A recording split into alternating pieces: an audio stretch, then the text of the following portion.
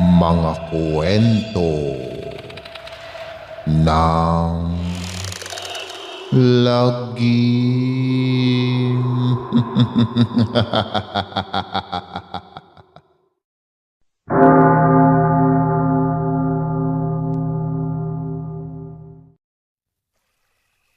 Sa loob ng isang sabungan, nagkakagulo ang mga kalalakihang may kanya-kanyang manok na pinapamustahan, sa pula, sa puti, may dihado, may limado.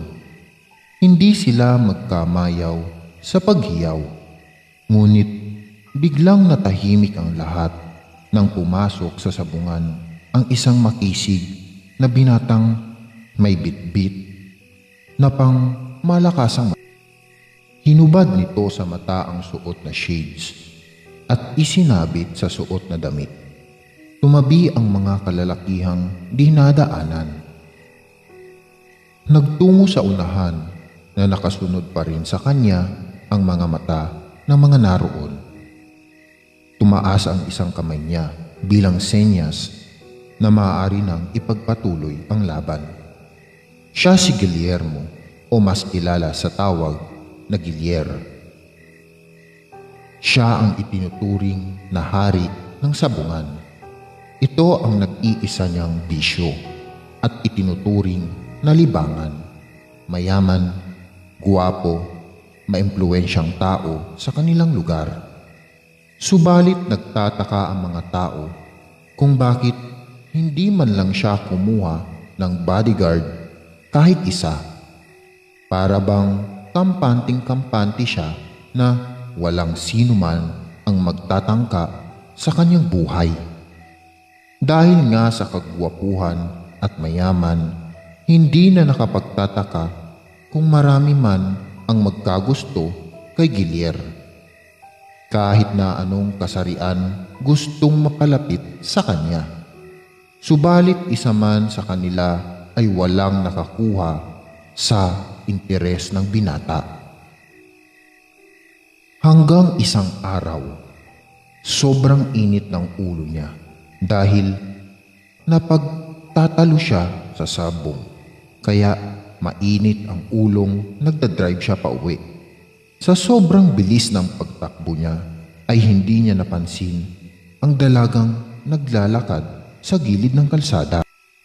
Muntik na niya itong nasagasaan. Tatayo sana ang dalaga, ngunit bigla itong bumagsak at nawala ng malay. Nagmamadaling isinakay ito ni Gilier sa kotse. Sa halip na sa hospital ay inuwi niya ito sa bahay. Inihiga sa sopa at hinintay na magkamalay. Napabalikwas ng bangon ng dalaga nang mamulutan ng mata ang binatang nakatunghay sa kanya. Sinabihan siya nito na kumalma. Sinabi ng binata ang dahilan kung bakit niya ito dinala roon. Napaiyak ang dalaga nang marinig iyon. Pinigilan siya ni Gilier sa pag-iyak at sinabing magpapakilala muna siya bago niya ipagpatuloy ang pag-iyak. Tumigil naman ang dalaga at sinabi sa mahinang boses ang pangalan niya. Anya, si Sheila, anak ni Mang Carding na dating sabungero. Nagpakilala rin si Gilier at sinabing isa rin siyang sabungero. Tapos tinanong siya ni Sheila kung bakit dati ang sinabi nito. Nasaan na raw ang ama nito, bakit hindi na nagsasabong? Sumagot ang dalaga at sinabing sinundo na ni San Pedro. Aalis na sana si Sheila sa malaking bahay na iyon, subalit naalala niya na wala nga pala siyang mauuwian at gutom na siya. Umalis na kasi siya sa dati nilang lugar at nagpakalayo-layo upang hindi masundan ng mga kalahi nilang aswang na kumitil sa buhay ng kanyang ama. Si Gilier naman ay nag-alok ng tulong kay Sheila dahil sa itsura nito ay mukhang kailangan daw nito ng tulong. Inunahan na niya ito na pwede raw itong manatili sa bahay na yon bilang kasambahay. Tutal ay wala siyang kasambahay. Nagulat ang dalaga nang malamang mag-isa lang naninirahan sa malaking bahay na iyon ang binata. Matapos magkasundo ay hindi na nga umalis si Sheila sa bahay na iyon. Si Guillier naman lingid sa dalaga. Kaya niya ito pinatira doon ay dahil may naaamoy siya rito. Isang pamilyar na amoy na alam niyang hindi sa isang ordinaryong tao. Hindi rin alam ni Sheila kung ano ang tila nag-uugnay sa kanilang dalawa ni Guillier. Sa pananatili niya sa malaki at magarang bahay nito ay palihim niya itong inoobserbahan. Lingid sa kanya ay ganun din ang ginagawa ni Guillier. Lihim din siya nitong inoobserbahan. Isang gabi, isang grupo ng matitinik na masamang loob ang umakyat sa bahay ni Guillier. Naramdaman iyon ng dalaga, kaya't agad itong nagmulat ng mata. Naabutan niyang nasa sala na ng bahay ang mga ito. Agad siyang tinutukan ng mga ito ng baril. Hindi naman nag-aksaya ng panahon si Sheila. Ipinangako na niya sa sarili na hinding-hindi na siya magpapadihado sa kahit na sino. Kaya naman sa isang iglap ay daig pa niya ang Texas na umatake sa kanyang mga kalaban. Nagmistulan namang may hinang klase ng manok ang mga masasamang loob na agad natalo sa laban.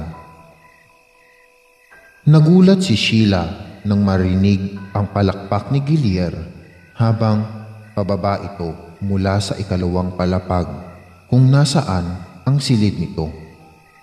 Sinasabi na nga raw ba niya at hindi ordinaryong dalaga si Sheila. Nakaramdam naman ng pinagsamang takot at hiya si Sheila, kaya nagmadali itong lumundag palabas ng bahay at bakuran ni Guillier. Upang umalis na sana roon, ngunit nabigla siya nang mabilis nakarating sa harapan niya ang binata upang mapigilan siya. Sa mahinang boses ay sinabi ni Sheila na hindi rin pangkaraniwan ang binata. Hindi na nagkakaila pa si Guillier. Mula sa pagiging isang tao ay nagpalit siya ng anyo bilang isang aswang na mabalahibo at may mabangis na anyo. Tapos ay muli itong bumalik sa pagiging isang makisig na binata.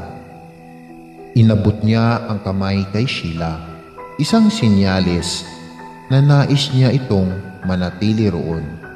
Marahan namang tinanggap ng dalaga ang kamay ng binata, tanda ng pagsang-ayon nito. Mula noon ang dalawa ay nagkasundo, naging magkaibigan at napalapit sa isa't isa hanggang sa si Guillier ay magtapat na ng damdamin niya sa dalaga. Noon lamang nakadama si Sheila ng ganoong pakiramdam, kaya malugod niyang tinanggap ang pag-ibig ni Guillier. Sa kabila nun ay nanatili pa ring mainit ang pangalan ni Guillier sa sabungan. Bagay na tinutulan ni Sheila dahil ipinaalala niyon ang kanyang ama na nagtutulot ng lungkot sa puso niya. Naging daan din iyon dati kung bakit nagkaroon ng kaaway ang tatay Karding niya na naglagay sa kanila sa kapahamakan. Mas gusto niyang alalahanin ang ama sa masaya nilang sandali na magkasama. Natatakot din siya na ang labis na pagkahumaling sa sabong ay magdudulot din ng kapahamakan kay Gilier. Ang usaping iyon ay naging madalas na dahilan ng kanilang pagtatalo, lalo pa at unting-unting nauubos ang yaman ni Gilier dahil sa sunod-sunod na pagtatalo. Naging mainitin ang ulo nito at nangyari na ang kinatatakutan ni Sheila na magkaroon din ito ng mga kaaway dahil sa sabong. Upang magkabati na sila ay mapanatag ang kalooban ni Sheila. Nangako si Gilier na kapag nanalo ang manok niya sa malaking laban sa darating na linggo, ay titigilan na niya ang pagsasabong. Nakaisip naman ng ideya si Sheila. Sa araw ng derby, inihanda ni Sheila ang sarili habang si Gilier ay naghahanda na rin sa malaking event na iyon. Malaki ang tiwala niya sa pamalakasan niyang manok. Habang hindi pa nagsisimula ang laban, ay hinihintay niya si Sheila dahil nangako itong manunood. Ngunit hanggang sa nagsimula na ang laban, ay hindi niya nakita ni anino nito. Nang sumalang na ang manok niya, ay nakaramdam ng pagkabalisa si Gilier. Parang may mali. Parang hindi ito ang manok niya. Napatulala siya sa nangyaring sagupaan ng dalawang manok. Hanggang sa mapagtanto niyang ang manok ay hindi pangkaraniwan. Ginamit ni Gilier ang kapangyarihan niya upang pahintuin ang laban. Nagpatalo na siya kahit pa nakakalamang ang manok niya. Ang makitang masugatan lang ito ay hindi na niya makayang tignan. Kinuha niya ang manok at dinala iyon sa loob ng kotse. Doon ay nagbagong anyo ang manok at naging si Sheila.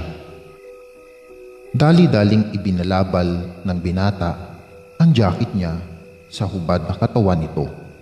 Tinanong ni Gilier kung bakit niya iyon ginawa. Anang dalaga, gusto lang niyang makasiguro na maipapanalo ni Gilier ang labang iyon para sa katuparan ng pangako nito sa kanya. Napapalining na sinabi naman ng binata na hindi nito kailangang ilagay ang sarili sa kapahamakan dahil handa naman siyang tuparin ang pangakong iyon, manalo man o matalo sa laban. Iyon sana ang sorpresa niya rito. Sa paggaling ng mga sugat ni Sheila ay nagpasya silang magtayo na lang ng negosyo matapos ang kanilang kasal at ilaan ang oras sa isa't isa habang ang lihim ng kanilang pagiging aswang ay nanatiling lihim sa lahat.